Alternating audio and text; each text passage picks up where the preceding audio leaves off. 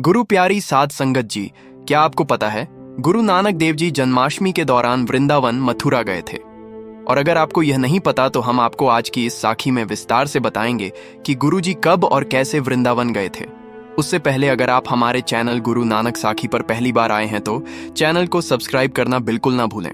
अगर इस साखी में आपको कुछ गलत लगे तो आप हमें कमेंट कर सकते हैं, परंतु यह जानकारी हमें गुरु नानक जन्म साखी बुक से प्राप्त हुई है।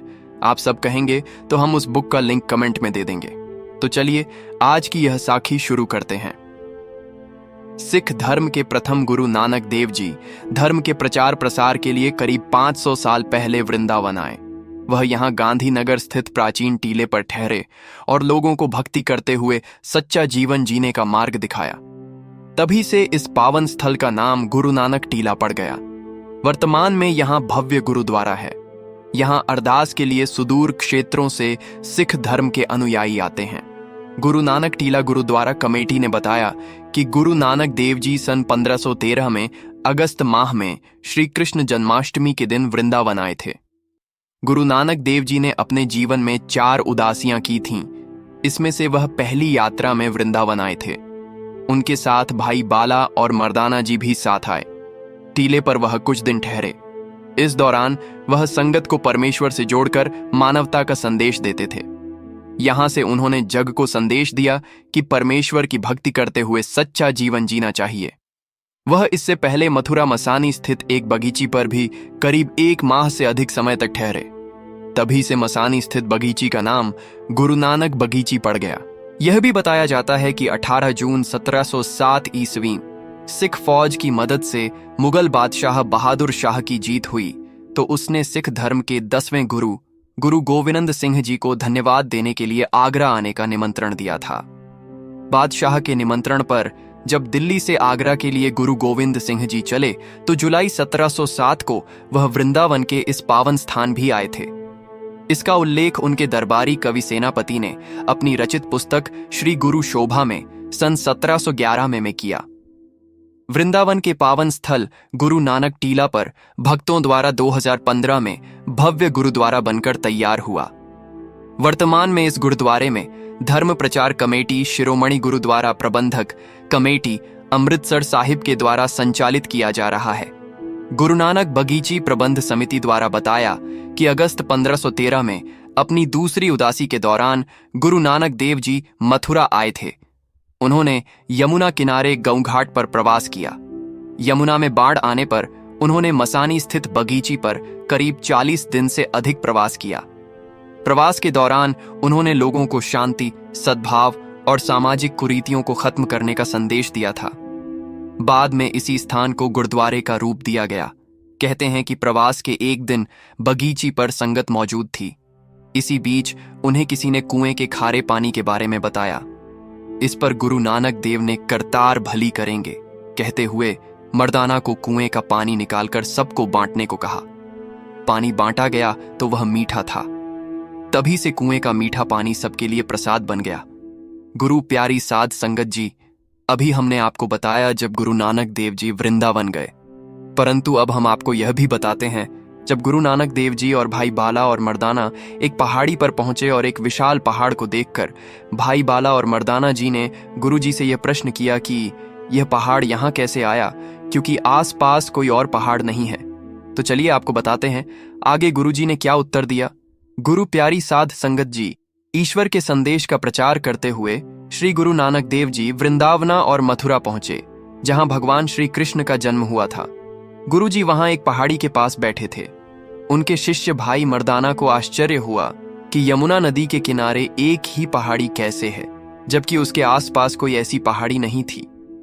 उन्होंने गुरु जी से इस रहस्य को सुलझाने के लिए कहा। गुरु जी ने भाई बाला और मर्दाना जी को बताया कि उस पहाड़ी का इतिहास त्रेता युग से है, जब श्री राम लंका जाने के लिए समुद्र पर एक पुल राम सेतु का निर्माण कर रहे थे।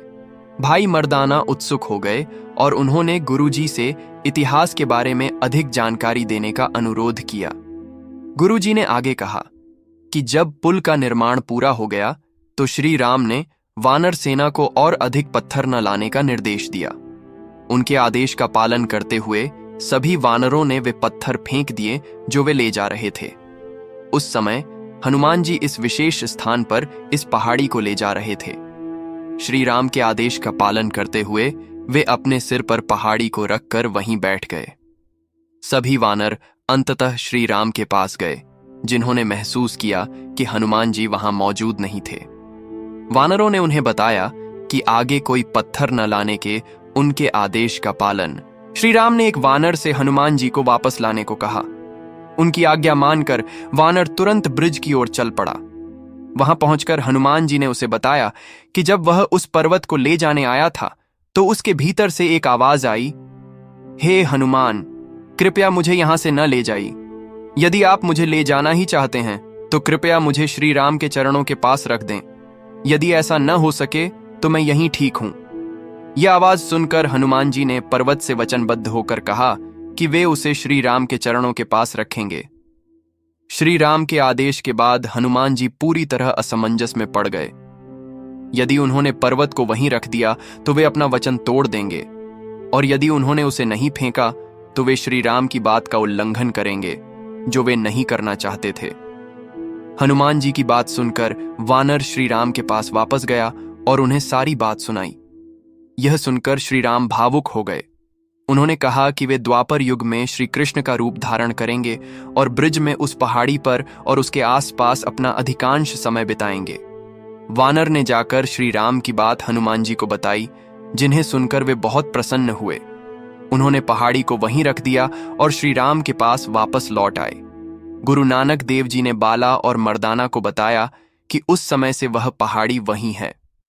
द्वापर युग में श्री कृष्ण उस पहाड़ी के आसपास बहुत समय बिताते थे और वहीं अपनी लीलाएं करते थे।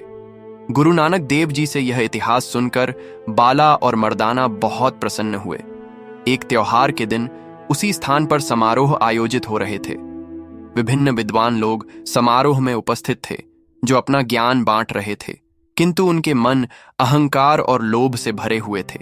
युवा वहां एक साथ नृत्य कर रहे थे, परंतु उनमें से कई एक दूसरे को वासना की दृष्टि से देख रहे थे। गुरुजी ने देखा कि वहां किसी की भी आत्मा शुद्ध नहीं थी और सांसारिक बंधनों के कारण उनके लिए अपने दुर्गुणों से मुक्त होना कठिन था। सभी को ईश्वर के नाम से जोड़ने के लिए गुरुजी ने राग रामकली में निम्नलिखित शब्द का उच्चारण किया। गुरुजी की मधुर वाणी सुनकर सभी लोग उनके चारों ओर एकत्रित हो गए। उनमें कुछ विद्वान भी थे, जिन्होंने गुरुजी से उनके कथन का अर्थ समझाने का अनुरोध किया। गुरुजी ने उन्हें समझाया कि सूर्य, चंद्रमा, तारे, धरती और वायु ये सभी त्रेता युग के समान ही हैं, परंतु अब मनुष्य का मन दूषित हो गया है।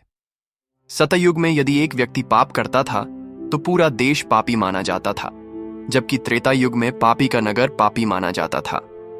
द्वापर युग में समय बदला, तब पापी के परिवार को ही दोषी माना जाता था। परंतु कलयुग में यदि कोई पाप करता है तो उसे स्वयं ही उसका फल भोगना पड़ता है।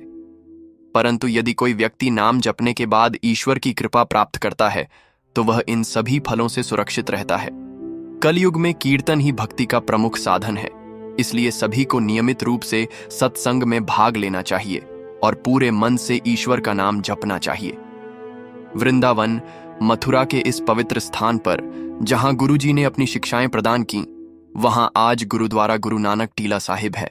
गुरु प्यारी साध संगत जी, आशा करते हैं आपको आज की ये साखी पसंद आई होगी और आपको कुछ नया सीखने को मिला होगा।